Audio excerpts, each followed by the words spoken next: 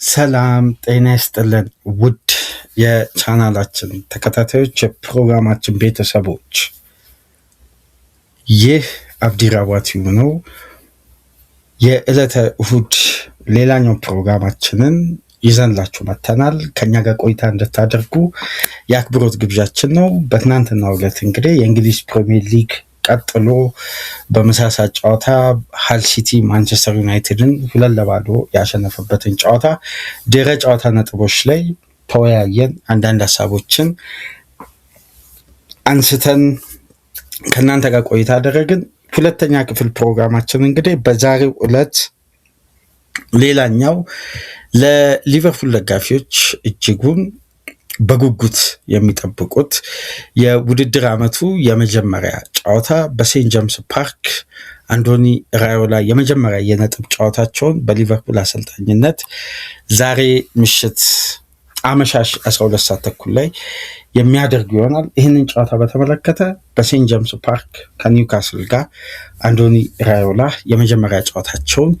በምን አይነት መልኩ ይጠበቃል የሚለውን እስቲ በተወሰነ መልኩ የምናነሳው ይሆናል። ያው የመጀመሪያ የሊጉ ጨዋታ መሆኑን ተከትሎ እንግዲህ ትላልቅ ትኩረቶች ትልቅ ጨዋታ ነው ምናምን በሚል የጨዋታውን የሁለቱን ክለቦች ግንኙነት ከፍተኛ ትኩረት መስጠት ወይም በጣም ብዙ ጉዳዮች ከመጀመሪያ የመክፈቻ ጨዋታ አንስቶ በእጅጉ ተጠባቂ በሚል የሚመሰል አይነት ትኩረት አይደለም። ግን ራዮላ ሊቨርፑልን ኃላፊነት ከተቀበሉበት ጊዜ አንስቶ ደጋፊው አንደኛ ያለው ተስፋ ይታወቃል። ይሄ አሰልጣኝ በመምጣቱ አብዛኛው የሊቨርፑል ደጋፊዎች ሁሉም ሊባል አይችልም፣ ምክንያቱም ሁሉም የእግር ኳስ ተመልካች በአንድ አይነት መነጽር እግር ኳስን ይመለከታል ማለት ባይቻልም፣ ግን የክለቡ አብዛኛው ደጋፊዎች በተለይ በሚመጡ አዳዲስ ተጫዋቾች፣ አሰልጣኞች፣ ስታፎች ላይ ሁሌም ከነሱ ጎን በመሆን ድጋፋቸውን በልዩነት በማሳየት ሁሌም ቅድሚያ ሰጥተው አሰልጣኝም ተጫዋችም እንደ አንድ የክለቡ የቤተሰብ አካል ሆኖ ሁሉንም ጉዳይ ነባር ሆኖ አብሮ የሰነበተ መስሎ በደጋፊው ማህበረሰባዊ ቁርኝት የተነሳ እንደ ቤተኛ ሆነው ነው በክለቡ እንዲጀምሩ የሚፈለጉት። በበለጠ ሚዲያ የሚሰነዝረው ጫና እንጂ በሊቨርፑል ደጋፊዎች ዘንድ ያውም ያለው ፐብሊክ ፊገር ይታወቃል። በጣም በጽናት ሁሌም የክለቡ አባል ለሆነ መቼም ድጋፋቸው ያ የመጣው ተጫዋችም አሰልጣኝም የራሱ ሞመንተም እስከሚያገኝ ያላቸው ጽናት፣ ለተቃውሞ ማይቸኩሉ፣ ለትችት ማይጣደፉ፣ ሁሌም ደግሞ በተስፋ ከጎኑ በመቆም ድጋፋቸውን እስከ መጨረሻ ድረስ አሟጠው የሚሰጥ ደጋፊ ነው። ለተቃውሞም ለትችትም ከፍተኛ የሆነ የሚዲያ ዘለፋ ውስጥም ለመክተት የሚጣደፍ ደጋፊ አይደለም። በሰከነ የድጋፍ ስሜት ሁሌም በጽናት ለክለቡ ሊያገለግሉ ለመጡ ተጫዋችም አሰልጣኝም ቅድሚያ ሰጥተው በጽናት የሚደግፉ ናቸው። ይሄ እንደ ቡድን የሊቨርፑልን አይደንቲቲ ለበርካታ ዓመት ጠብቆ በልዩነት ከፍ አድርጎ ክለቡን እንግዲህ በእንዲህ አይነት ከፍታ ላይ ማስቀመጥ ችሏል።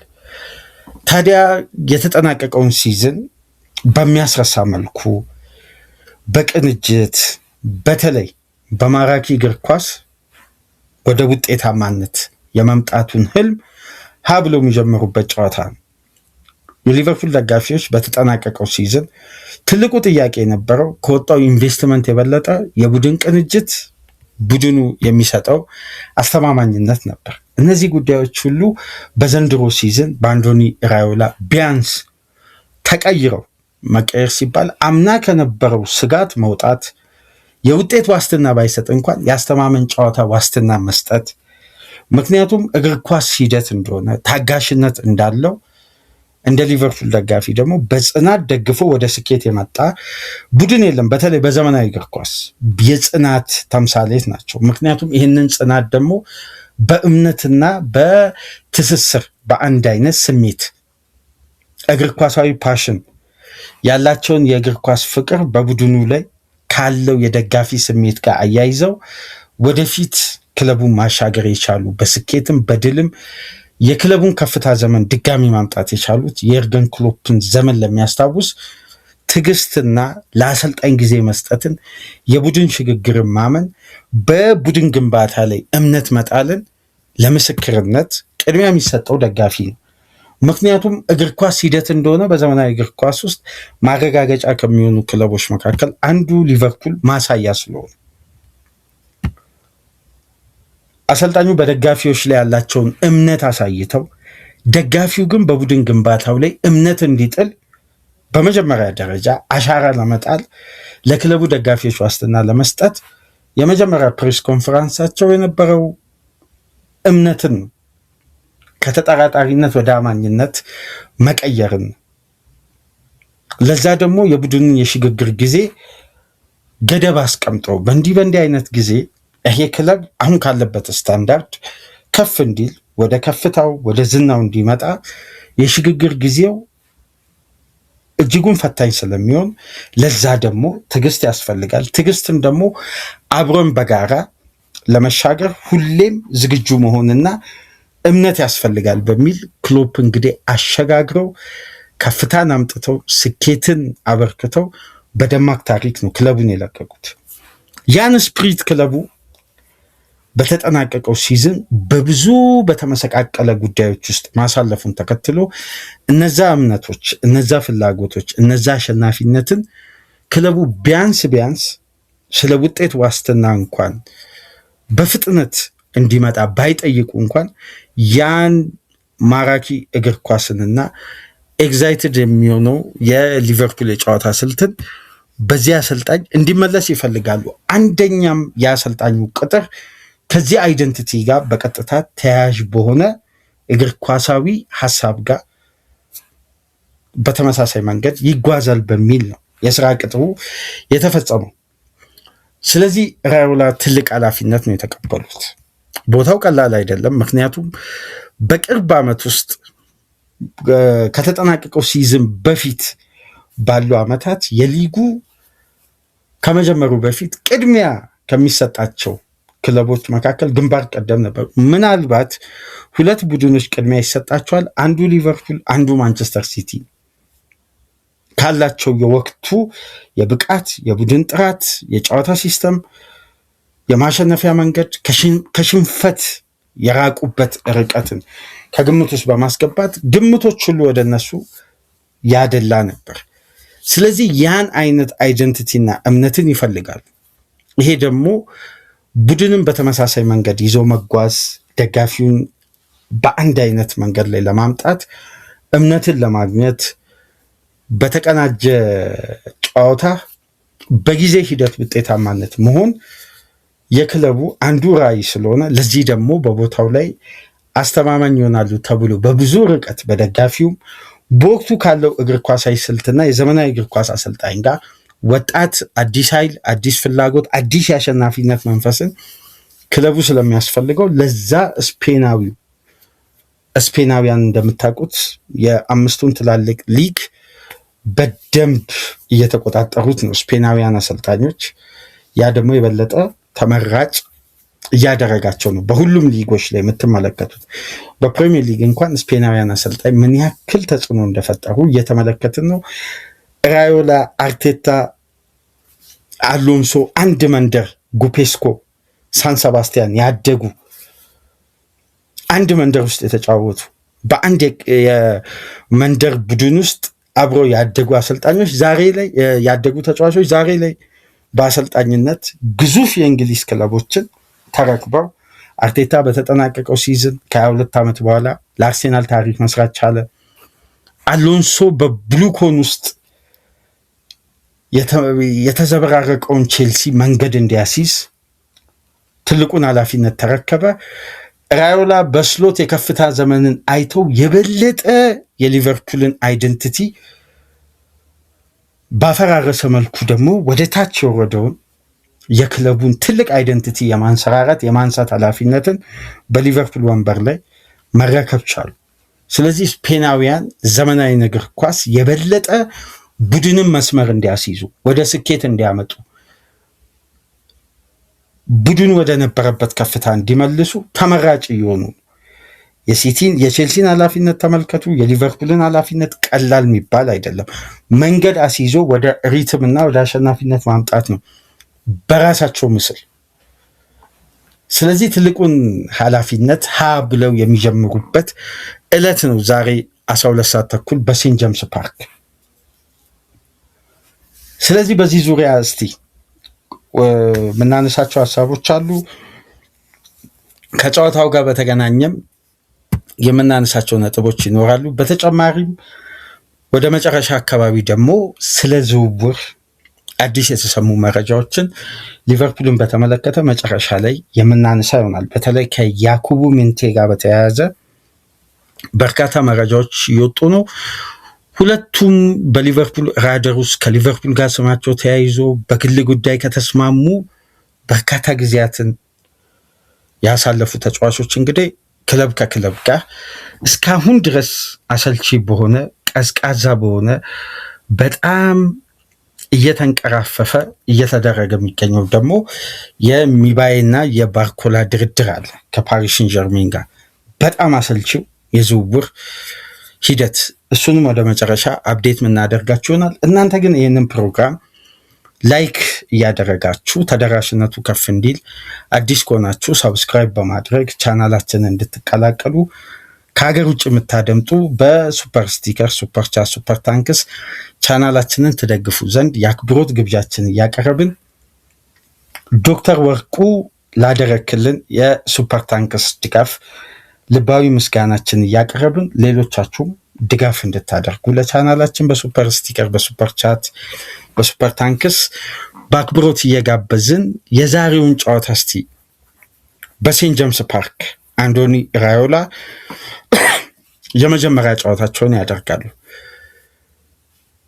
በሊቨርፑል ቤት እንግዲህ የሚታወቀው ሁሌም በተደጋጋሚ የምናነሳው አንድ የቡድኑ ባህላዊ መሰረታዊ የጨዋታ ስልት አለ።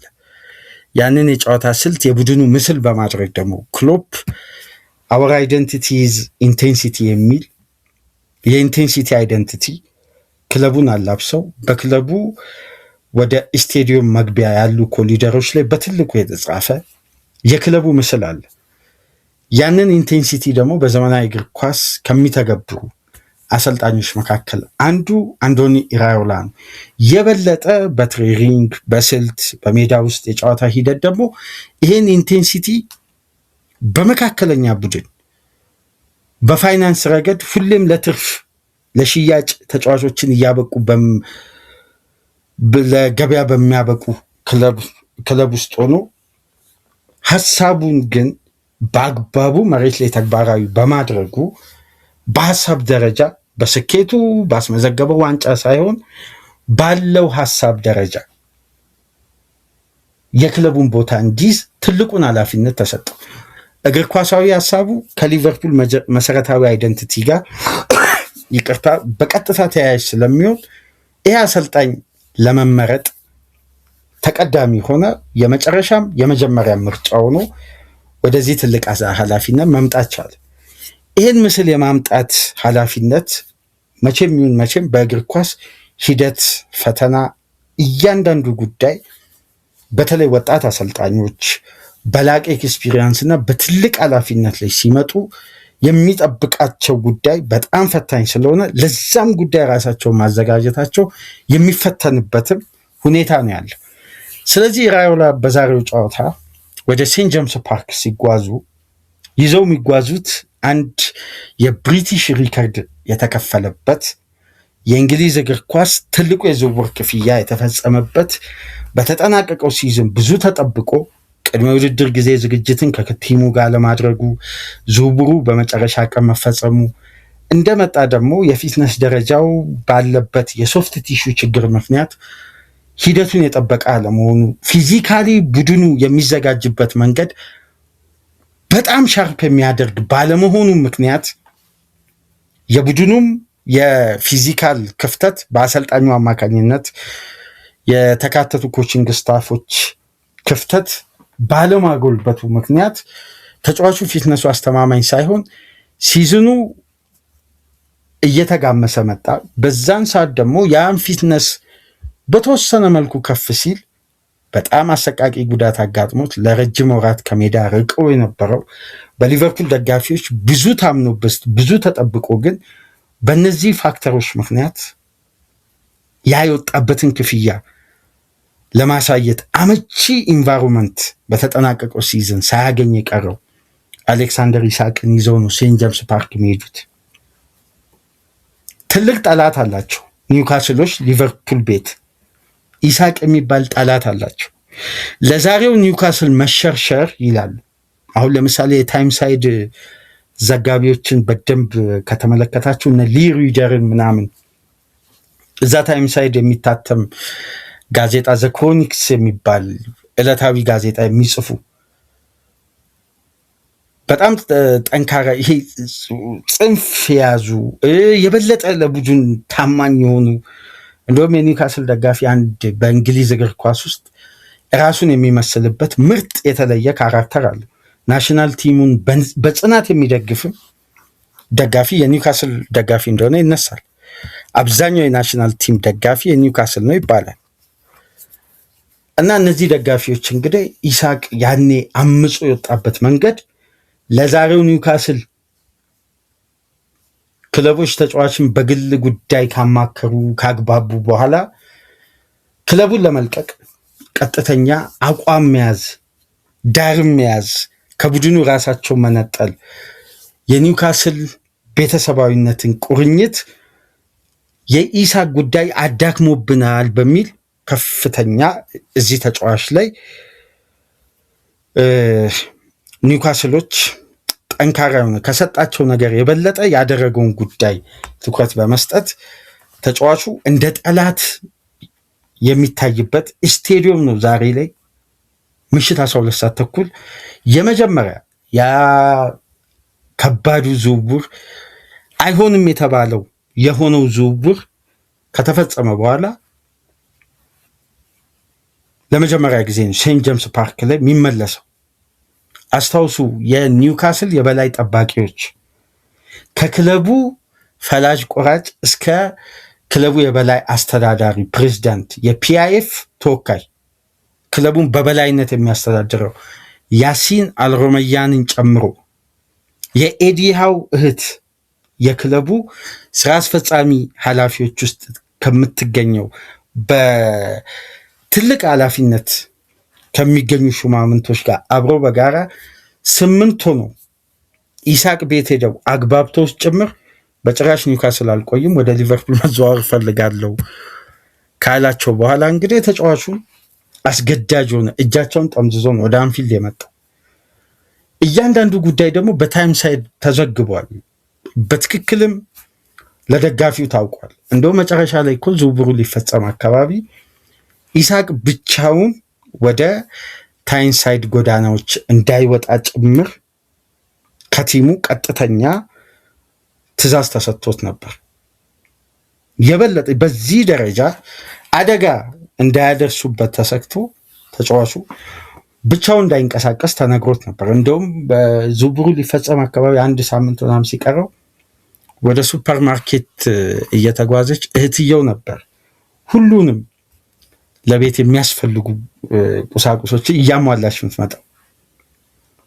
በጣም ቅንጡ በነበረው ወደ 7,000 ምናምን ፓውንድ በወር በሚከፈል የተንጣለለ መኖሪያ ቤት ነበር ብቻውን ተጫዋቹ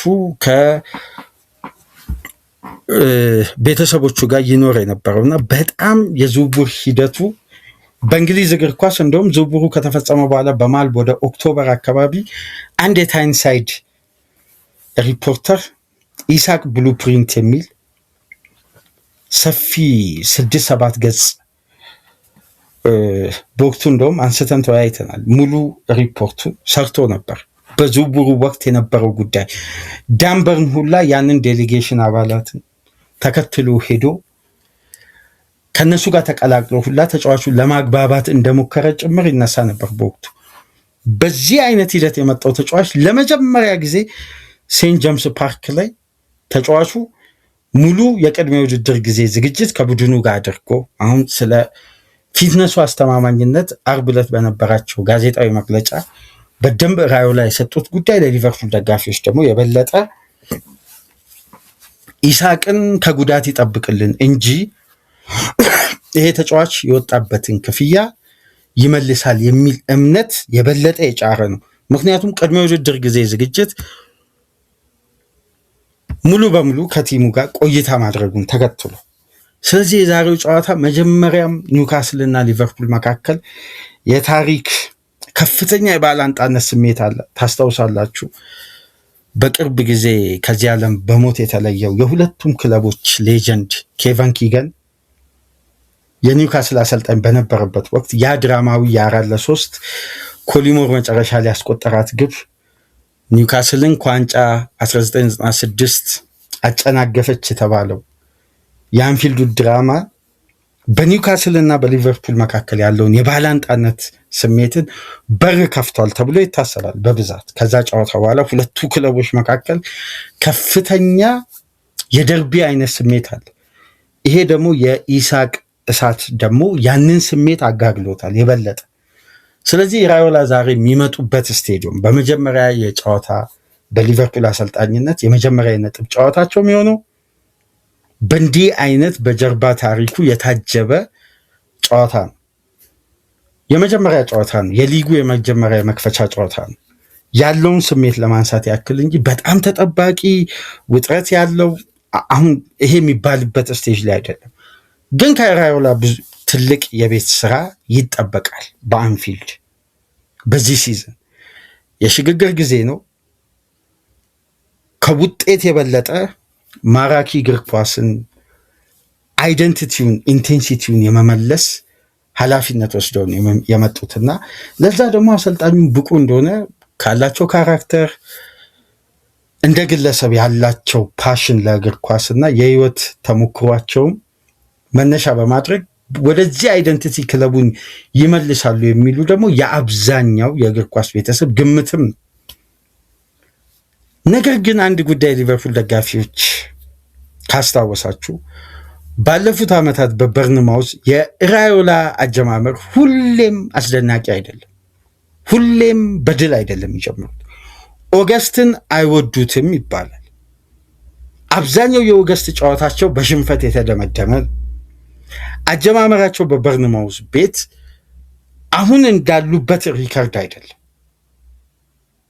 በጣም ሽንፈቶች ይስተናገዳሉ። እንደውም የመጡ ዓመት እኮ በዚህ ቻናል ከኛ ጋር ረጅም ጊዜ ለቆያችሁ ከእናንተ ጋር በነበረው የጉፔስኮ ታሪክን በተመለከተ እነዛ ስፔናውያን አሰልጣኝ ስላበቀለችው መንደር ባነሳበት ፕሮግራም ላይ ራዮላ የሚባል ከራዮ ቫሊካኖ ወደ በርንማውዝ የመጣ ስፔናዊ አሰልጣኛል። የፕሪሚየር ሊጉ አጀማመር ጥሩም ላይሆን ይችላል፣ ግን ይሄን አሰልጣኝ ተመልከቱት።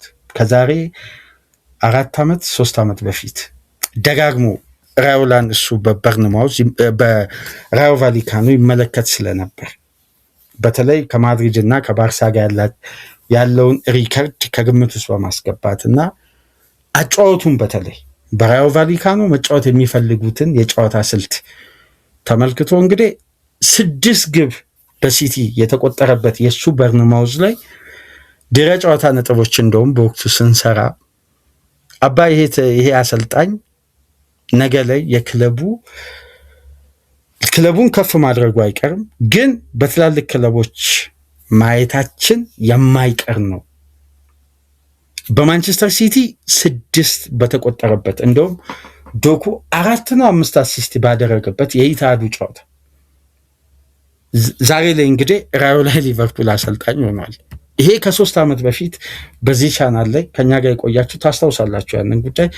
ራዮላ የትልቅ ቡድን አሰልጣኝ ነው በማለት እንግዲህ ቀደም ብሎ የራሱን ሀሳብ የዚህ ፕሮግራም ዋና አዘጋጅ በቅርቡ አብረን በጋራ እንመጣለን በተለያዩ ጉዳዮች ነው እንግዲህ ከፕሮግራም የራቀው መመለሱ አይቀርም በቅርብ ቀን ውስጥ። ያንን ሀሳብ ከዚህ በፊት ይሰነዝር ነበር ራዮላን በተመለከተ። ስለዚህ ዛሬ ሴንት ጄምስ ፓርክ ደግሞ ሲጓዙ ኒውካስል የበለጠ ከባድ ሁኔታ ውስጥ ነው ያለው። ሽያጭ ውስጥ ገብቷል ከግዢ ይልቅ። ከ3 ዓመት በፊት ኒውካስል በዝውውር መስኮቱ የፈጸመው ኢንቨስትመንት ለቀጣይ 3 የሂሳብ መዝገብ በፈጠረበት ጫና ምክንያት ኒውካስል ካልሸጠ እንዳይገዛ ተገድቧል። የፕሪሚየር ሊጉ ብቻ ሳይሆን የአውሮፓ ብቻ ሳይሆን የዓለማችን ሀብታሙ ክለብ ገንዘብ እንዳያወጣ ተገድቧል። በእንግሊዝ ፒኤስአር እና ስኳድ ኮስት ሬሽዮ በዩኤፋ ፋይናንሻል ፌር ፕሌይ በከፍተኛ የወጪ ምክንያት ያንን ወጪ ለማመጣጠን ሲባል አምና ሳይፈልጉ ተገደው ኢሳቅን ሸጡ። የኢሳቅ የለቀቀበት መንገድ ለዘንድሮ ደግሞ ቶናሊ፣ ጎርደን፣ ብሩኖ ጊማሬስ እነዚህ የቡድኑ 3 መሰረታዊ ተጫዋቾች ወይም ቶፕ ሌቭል ላይ የደረሱ በኒውካስል ቤት ራሳቸውን ከፍ አድርገው ማሳየት የቻሉ ኳሊቲያቸውን ያላቸውን አቅም ከፍ ባለ ብቃት አሳይተው አስመስክረው ግን ኒውካስልን እንደ ቡድን ከነሱ ጋር አብሮ ማደግ ሲመኝ ክለቦች እንግዲህ ተቀራመቱ ከኒውካስል። እነ ትሪፐር ከቡድኑ ለቀቁ። አሁን ኒውካስል እንደ ቡድን ትላልቅ ምሰሶችን አጥቶ እዚህ ላይ ደግሞ የነዚህ ተጫዋቾች መልቀቅ እጅጉን ያበሳጫቸው ኤዲ ሃው የስራ መልቀቂያ ያስገብተው ክለቡን ለቀቁ። በጋራ ስምምነት ተለያየን የሚል መግለጫ ማውጣት በክለቦች ዙሪያ የተለመደ ነው፣ በክለብና በአሰልጣኝ ዙሪያ። ግን ሽያጩን ተመልክተው ኤዲ ሃው በቀራቸው ተጫዋች የትኛውን ፕሮጀክት ለማስቀጠል ነው የሚል ከፍተኛ ብስጭት ውስጥ ገብተው ክለቡን ለመልቀቅ ተገደዋል። ስለዚህ ኒውካስል ደግሞ የበለጠ ስር ነቀል ለውጥ ውስጥ ገብቷል። የቡድኑን የጀርባ አጥንት የሆኑ ወሳኝ ተጫዋቾችን ማጣታቸው ብቻ ሳይሆን አሰልጣኙም ጭምር ለቋል። ይህንን ተከትሎ ማቲያስ ጃስሌን አምጥተዋል። ይህን አሰልጣኝ እንደምታውቁት በላይፍሪንግ በሚባል ቡድን ከዛም በኋላ በሳልስበርግ እና በአልሂላል አስገራሚ ታሪክ ሰርቶ የመጣ ወጣት አሰልጣኝ፣ በጣም ዘመናዊ እግር ኳስ ካፈራቸው ድንቅ ወጣት አሰልጣኞች መካከል አንዱ ነው ተብሎ ብዙም ይወራለት። በተለይ የጀርመን ቡንደስሊጋ ታክቲካል አናሊሲስ የሚሰሩ ባለሙያዎች እዛ ከኦስትሪያ ሊግ ከሬድቡል ሳልስበርግ መነሻ በማድረግ ለጀርመን እግር ኳስ ለኢንቴንሲቲ ጨዋታ ይመጥናሉ ብለው በጣም እያሞካሹ ከሚመኟቸው አሰልጣኞች ውስጥ ይሄ አሰልጣኝ አንዱ ነበር። በጣም በሚያስገርም ሁኔታ በፕሮፌሽናል የአሰልጣኝነት ዘመኑ 3 ክለቦችን አሰልጥኖ በ3ቱም ክለቦች የመጀመሪያ ጨዋታን ማሸነፍ ችሏል። ለመጨረሻ ጊዜ ማቲያስ ጃስሌ ያሰለጠነው አልሂላልን። በአልሂላል በሜዳው ሳይሸነፍ የመጣ ቡድን ካደረገው 17 ጨዋታ 14ቱን አሸንፏል፣ 3ቱን አቻውቷል። በሜዳው አልተሸነፈም። በ3ቱም ክለቦች የመጀመሪያ ጨዋታን በድል ነው የሚጀምረው። በአሰለጠነበት ሊግ ሁሉንም ዋንጫ አሳክቶ ስኬታማው ነው። ስለዚህ በኒውካስል ደጋፊዎች ዘንድ የኤዲ ሃው ፊዚካል የጨዋታ ሲስተም በጣም ተመራጭ ሆኖ ቡድኑ ከ55 ዓመት በኋላ የዋንጫ ራቡን የዋንጫ ጥሙን ሊቨርፑልን በማሸነፍ በካራቦ ካፕ ፍጻሜ ቢያረካም የዚህ አሰልጣኝን ታሪክ ግን የኒውካስል ደጋፊዎች በጣም ተስፋቸው በኤዲ ሃው መልቀቅ በጣም ከፍተኛ ቅሬታ ውስጥ ቢገቡ ግን የዚህ ወጣት አሰልጣኝ አዲስ ኃይል አዲስ ፍላጎትን ግን ኒውካስሎችም በእጅጉ ተመኝተዋል። ነገር ግን የኒውካስል ሽግግር ተጫዋቾችን መልቀቅ ብቻ ሳይሆን በሀሳብም ክለቡ የተገነባበት መንገድና የመጣው አሰልጣኝ ስትራቴጂ ፍጹም የተለያየ ነው። ይሄ የበለጠ የኢንቴንሲቲ ባህሪን ያለው ቴክኒካል የቡድን ግንባታን ነው የሚያዘውትሩት። ነገር ግን ኒውካስልን ከተመለከታችሁ እያንዳንዱ ተጫዋች ልክ እንደ ሮቦት የተባሉትን የሚታዘዙ ተጫዋቾች ናቸው። በጣም ፊዚካሊቲው ለፕሪሚየር ሊግ አንደኛው ፈተና ከሚሆኑ ክለቦች መካከል አንዱ ኒውካስል ነው። ፊዚካሊው የበለጠ ፈጣን ናቸው፣ አግሬሲቭ ናቸው። የአንድ ለአንድ ግንኙነት በቀላሉ የማይሸነፉ ናቸው። ጫናቸው ደግሞ አካል ብቃትን ያካተተ ስለሆነ በቀላሉ የሚረታ ቡድን አይደለም። በጣም ፈታኝ ነው ኒውካስል። በተለይ ደግሞ ሴንት ጄምስ ፓርክ ያ የደጋፊው ጩኸትና ግለት እዛ ጩኸት ላይ ያ አካል ብቃት ሲጨመር ለተጋጣሚ በጣም ፈታኝ የሆነ የፕሪሚየር ሊግ ስቴዲየሞች መካከል አንዱ ሴንት ጄምስ ፓርክ ነው። ስለዚህ አሁን እኛ አሰልጣኝ በኒውካስል ቤት አዲስ ታሪክ አዲስ የቡድን ምስልም መገንባት ነው። ይሄ የለቀቁ ተጫዋቾችንም ጭምር ተክቶ አብቃቅቶ ለዚህ የውድድር ዓመት ማብቃት ነው። የበለጠ ደግሞ እነ ጆሊንተንም በቅድመ ውድድር ጊዜ ዝግጅት ባጋጠማቸው ጉዳት ምክንያት ከዛሬው ጨዋታ ውጪ ናቸው። ይሄም የበለጠ ለአሰልጣኙ ሌላኛው የቤት ስራ ሆኗል። ነገር ግን አልሃጂ ባምባ የሚባል ምርጥ ቴክኒካል አማካይ ፊዚካሊቲ ያለው ጥሩ የመሀል ሜዳ ተጫዋች እንዳስፈረሙት ታውቃላችሁ። ከዚህ በፊት በተለያዩ ፕሮግራሞች አንስተናል። ይሄ ተጫዋች በጣም ትኩረት ያልተሰጠው ድንቅ የአማካይ ክፍል ተጫዋች፣ ወጣት ነው፣ ብዙ ይጠበቅበታል፣ ብዙ ማደግ ያለበት ተጫዋች ነው። ግን ትኩረት ሊሰጠው የሚገባ ጥሩ ፖቴንሻል እንዳለው የሚነገር ተጫዋች ነው። ስለዚህ ዛሬ ሊቨርፑልን ከሚገጥመው የኒውካስል ስብስብ አንጻር እነዚህ ሁኔታዎች ቀደም ብለው የሚነሱ ናቸው። እሺ የሁለቱ ክለቦች የእርስ በርስ ግንኙነትን ከተመለከታችሁ በጣም በሚያስገርም ሁኔታ በፕሪሚየር ሊጉ 3ኛ ታሪካዊ ጨዋታ ነው። የሁለቱ ክለቦች ግንኙነት በታሪክ 3ኛ ነው። ከፍተኛ ግብ ያመረተ በእርስ በርስ ግንኙነት አንደኛ ላይ የተቀመጠው ቶትናም ከሊቨርፑል 226 ግቦች የተመዘገቡበት በታሪክም ከፍተኛ ግብ የተመዘገበበት ጨዋታ የሁለቱ ነው። በሁለተኛ ደረጃ አርሴናል ከሊቨርፑል፣ 3ኛ ላይ ኒውካስል ከሊቨርፑል ነው። አሁን በዛሬው ዕለት የሚቆጠረው ግብ በቀጥታ ከ200 እና ከዛ በላይ ይሆናል። ምክንያቱም በአሁን ሰዓት 199 ግቦች በሁለቱ ክለቦች መካከል ተቆጥረዋል። ስለዚህ ይሄ ፊክስቸር ያቻ ውጤት የሚዘውተርበት ግቦች የሚጠፉበት አይነት ጨዋታ አይደለም። የበለጠ በግብ የታጀበ ብዙ ድራማዊ ክስተቶችን የምናስተውልበት የእርስ በርስ ግንኙነት ነው። ምክንያቱም የተጠናቀቀው ሲዝን ለምሳሌ የሁለቱ ክለቦች የእርስ በርስ ግንኙነት ጨዋታ በሚደረግበት ዕለት 11 ሰዓት ላይ ነበር። ጨዋታው ምሽት ሊደረግ አመሻሽ ወደ 11 ሰዓት አካባቢ ነበር። ኢሳቅን ለማናገር በኢሳቅ ቤት የኒውካስል ስራ አስፈጻሚዎች በአጠቃላይ ፈላጭ ቆራጮችም ጭምር ከዳንበርን ጋር ሆነው በኢሳቅ ቤት የተገኙት ያ ፊክስቸር ሊደረግ ማለት ነው። ያንን ጨዋታ አሸነፉ ሊቨርፑሎች፣ ያውም አሳማኝ ባልሆነ መልኩ። ከረፍት በፊት ግራቨንበርግ አስቆጠረ። ከረፍት እንደገቡ በፍጥነት ኤኬቲኬ አስቆጠረ። ከረፍት በፊት አንቶኒ ጎርደን በሰራው ጥፋት ምክንያት በቀይ ካርድ ወጥቶ ነበር። ኒውካስል በጎዶሎ ነው።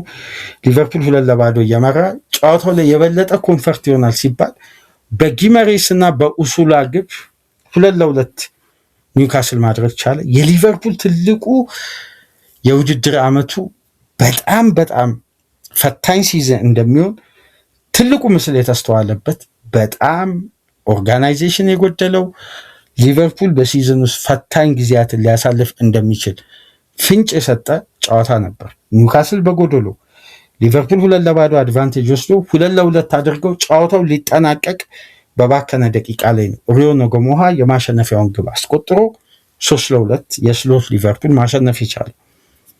ሁለተኛው ዙር ጨዋታ በእርግጥ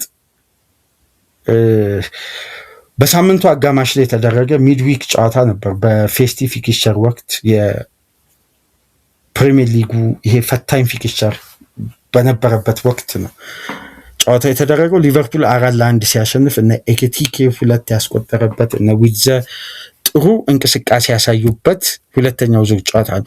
በአጠቃላይ ጨዋታውን የሁለቱ ክለቦች ግንኙነት በግብ የታጀበ ነው።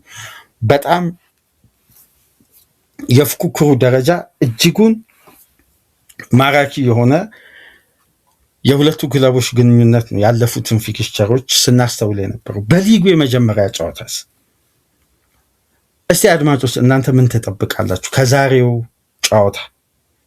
በተለይ ከራዮ ላይ ዘንድሮ ሲዝን የሊቨርፑል ደጋፊዎች እናንተ ውስጥ ያለውን ስሜት፣ ሐሳብ ክለቡ የዘንድሮን ሲዝን በምን አይነት መልኩ የሚያሳልፍ ይመስላችኋል? ምክንያቱም አሁን የአይደንቲቲ ሽግግር ነው እየተደረገ የሚገኘው።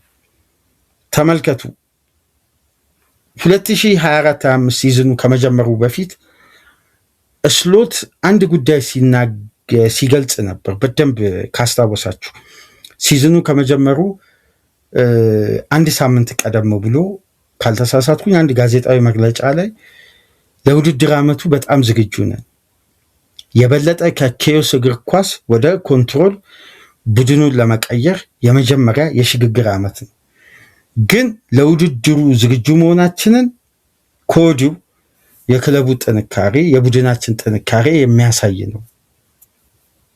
ጥሩ ስብስብ ገጥሞኛል፣ ጥሩም ተዘጋጅተናል የሚል ሀሳብ ሰጥቶ ነበር። ትልቁ ጉዳይ ግን ከዛች ቃለመጠይቅ ውስጥ የወጣችው ኬዮስ ቱ ኮንትሮል የምትለዋ ናት። የሊቨርፑል ኬዮስ እግር ኳስ አለ። የማያቋርጥ ፕሬሲንግ፣ የማያቋርጥ ኢንቴንሲቲ፣ በየትኛውም ደቂቃ መነሳት የሚችል ጨዋታውን ቴምቦ ሊቨርፑል የሚወስንበት ማለት ነው።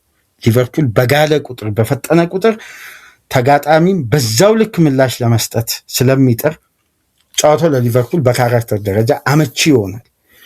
ከዛ አይደንቲቲ ነው እንግዲህ ወደ ተረጋጋ ኳስ የሚቆጣጠር እያንዳንዱን የሜዳ ክፍል ዶሚኔት የሚያደርግ በሽግግር አሳማኝ የሆኑ እያንዳንዱን ፌዝ አሸንፎ ግብ የሚያስቆጥር ኳስን የሚቆጣጠር ቡድንን ለመገንባት ነው። ግን ሀሳቡም ሽግግሩም ጤናማ አልነበረም። በጣም በጣም ከባድ ነበር። ያሉ ተጫዋቾች ብቁ ናቸው አይደለም፣ ወይም የተጫዋቾች ጥራት ማነስ ጉለት ማነስ አይደለም። ሀሳቡ በመጀመሪያ ደረጃ ቡድኑ የተገነባበት ምስል የደጋፊው ፓሽንን የሚመስል ስለሆነ ቡድኑ ዝግ ወዳለ ቴምቦ በተቀየረ ቁጥር ደጋፊው ኤግዛይትመንት እያጣ ክለቡን ለመደገፍ ሞራልም ምክንያቱም ክሎፕ ከቀናቸው ጉዳዮች መካከል የደጋፊውን ፓሽን የሚመስል የጨዋታ ቅርጽ ይዘው ማምጣታቸው። አንዳንዴ ክለቡ የተገነባበትን አይደንቲቲን መምሰል ክለቡ ያለውን የደጋፊ ባህልን ይዞ መዝለቅ የሚችል አጫወት መያዝ በራሱ የሽግግር ጊዜን ማፍጠኛ አንዱ ምክንያት ነው። ስሎት በተጠናቀቀው ሲዝን እንደ ፓሪስ ሴን ዠርሜን መጫወት እንፈልጋለን እያሉ ግን ሊቨርፑል አንድም ጨዋታ የዛ አይነት ካራክተር ሳያሳይ ነው ሲዝኑ ያለቀ።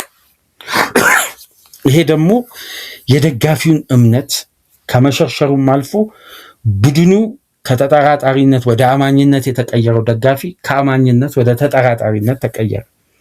አሁን ድጋሚ ወደ አማኝነት የማምጣት ሚሽን ነው። ቀላል የሚባል ኃላፊነት አይደለም። ኃላፊነቱ ከባድ ነው።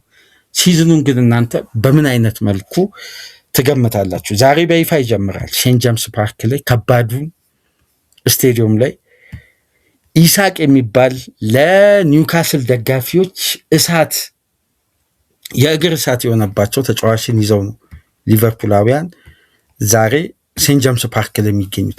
ስለ ዛሬው ጨዋታ ክብደት ተጠባቂነት አይደለም፣ የሁለቱ ክለቦች የነበረው ግንኙነት በዚህ ተጫዋች ምክንያት የፈጠረው እንደገና ሌላኛው ስሜት አለ።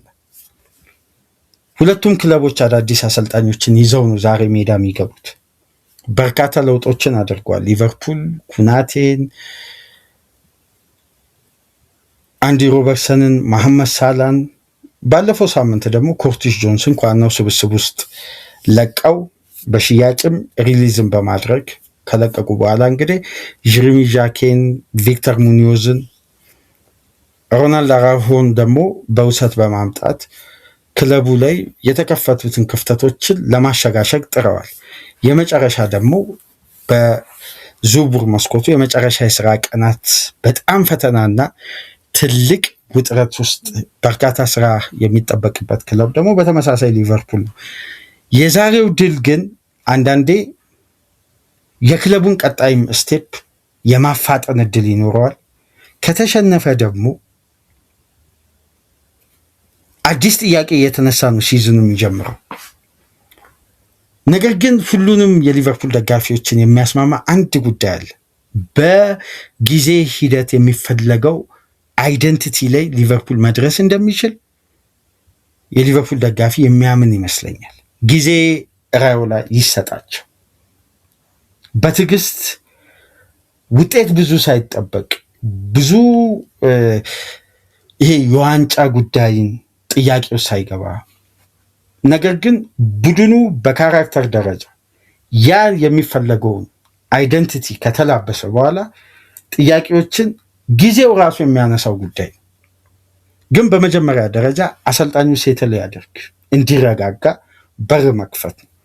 ያ ደግሞ የበለጠ ሽግግሩን ጤናማ የበለጠ ከደጋፊ ተቃውሞ ይልቅ የአሰልጣኙ ስራ የሚሆነው የሜዳ ላይ ትኩረት ነው። ያኔ መረጋጋት ይፈጠራል። ያኔ ተጫዋቾች በራስ መተማመናቸው በዛው ልክ ከፍ ይላል። አሁን ለምሳሌ በዘንድሮ ሲዝን እነዛ ሜጋ ዲሎች ፍሬ የሚታይበት ሲዝን፣ የአምናው ሲዝን ብዙ ምክንያቶች ሊዘረዘሩ ይችላሉ። የምክንያቶች ሁሉ ቁንጮ ግን አርነ ስሎት ናቸው። ምንም ጥያቄ የማይቀርብበት ጉዳይ ማለት።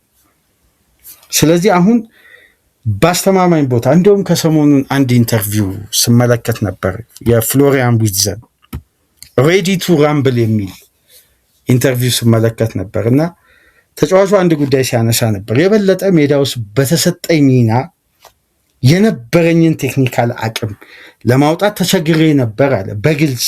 ምክንያቱም ጀርመናውያን ፊት ለፊት ላይ ያለውን ጉዳይ በግልጽ ነው የሚናገሩት።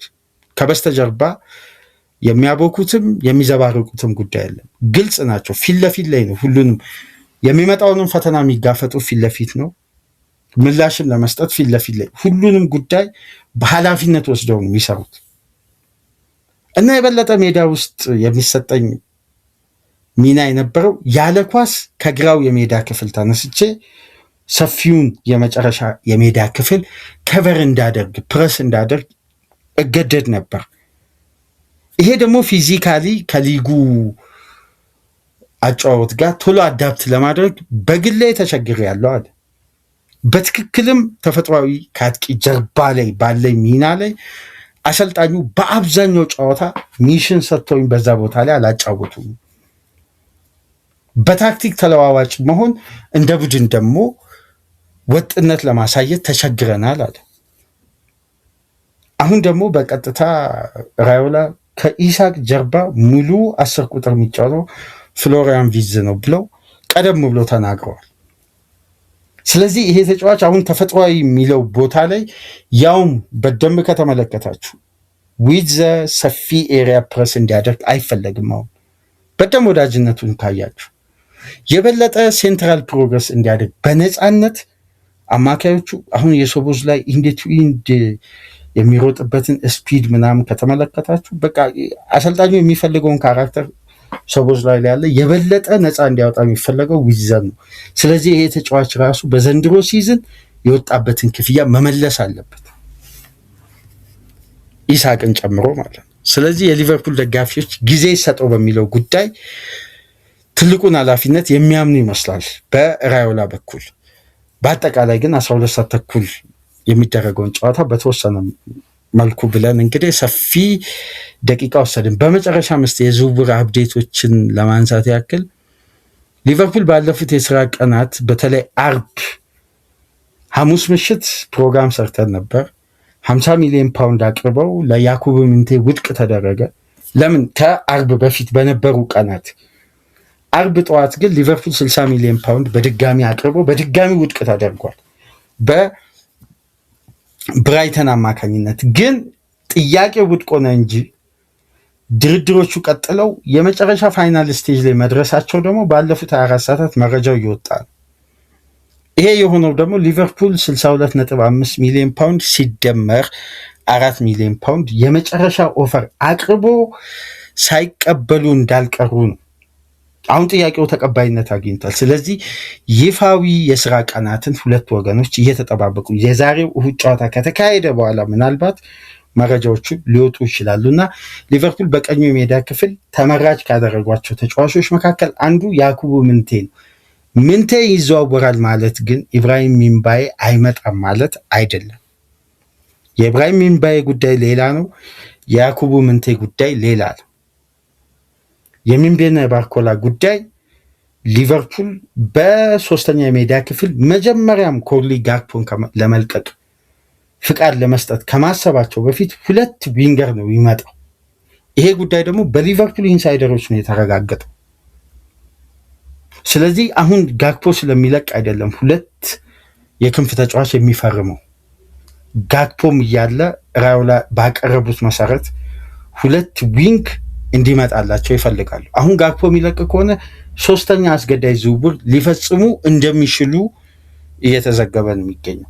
ይሄ እስከዚህ ሰዓት ድረስ ያለው ሌተስት አፕዴት ነው።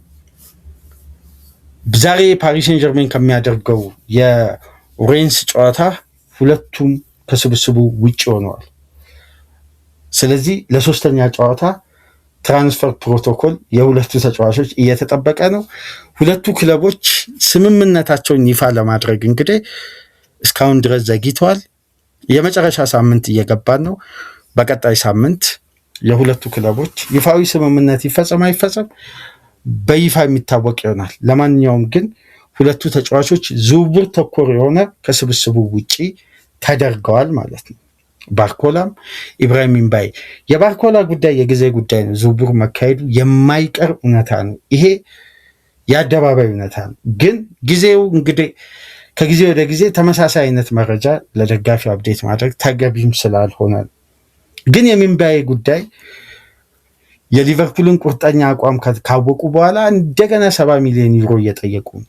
ይሄ ደግሞ ተገቢ የሆነ ክፍያ አይደለም ስለተባለ ድርድሩ ይሄን ዋጋ እስከሚቀንሱ ድረስ በሚንባዬ በኩል የሚደረገው ድርድር እንደቀጠለ ነው። ግን ዋጋው እንዲቀነስ ይፈልጋል። ታስታውሱ እንደሆነ ሌቨርኩዘን ተጫዋቹን ለማስፈረም ሊስማማ ከጫፍ የደረሰው በ45 ሚሊዮን ዩሮ ነው። 40 ሚሊዮን ፓውንድ። ልብ በሉ። ሊቨርፑል ዝውውሩ ላይ ከገባ በኋላ ተጫዋቹ ሊቨርፑልን ከመረጠ 5 ዓመት ኮንትራት ከፈረመ በኋላ ፓሪስ ሴን ጀርሜን 70 ሚሊዮን ዩሮ ጠየቀ ነው እየተባለ የሚገኝ። ይሄ ደግሞ አንሪዝነብል ስለነበር ክለቡ ድርድሩን ባፈጠነው ልክ አዘግይቶታል። በቀጣይ ቀናት ለውጦች ይኖራሉ። አብረን በጋራ የምንመለከተው። ለማንኛውም ከሴንት ጄምስ ፓርኩ በፊት የወጡ መረጃዎችን የተነሱ ሀሳቦችን በእንዲህ መልኩ ወደ እናንተ ተደራሽ አደረግን። ከተመቻችሁ ፕሮግራማችንን ላይክ አድርጉ፣ ሼር አድርጉ፣ ሳብስክራይብ አድርጉ።